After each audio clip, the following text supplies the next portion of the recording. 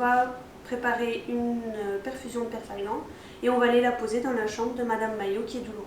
Infirmiers et aides-soignants, deux métiers intimement liés dans leur pratique.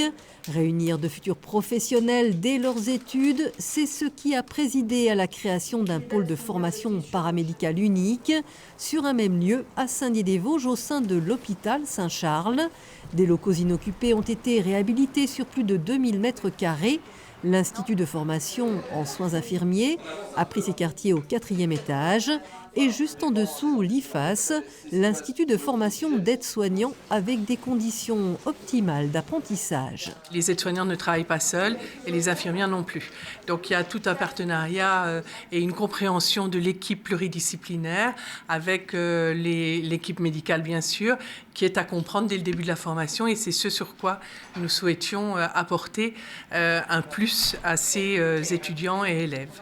Les locaux ont été aménagés en fonction des cursus respectifs avec salle de cours et de TP, mais aussi un CDI et des espaces de repos.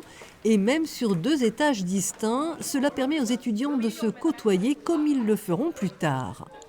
On a des cours communs au niveau des 2 formations pour certains actes de soins, notamment les soins d'hygiène, les soins de base, parce que tout simplement, l'aide-soignante est sous le rôle propre de l'infirmier, donc elles ont des connaissances communes qu'elles doivent avoir, donc on fait des cours en commun. Les anciens locaux, lors des TP, c'était pas vraiment ça, on n'avait pas les salles de TP, et ici par contre, on pratique tout. Lors des TP, on fait vraiment la pratique et c'est bien. De l'autre établissement, c'était un peu compliqué parce qu'on ne se sentait pas trop bien. On était à côté d'une usine. On voit vraiment le gros changement.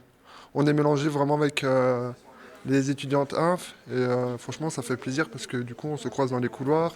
À la rentrée de septembre, la promo des infirmiers comptait 48 étudiants. Les élèves aides-soignants, eux, ne sont que 29, alors que la capacité de formation est de 80 places.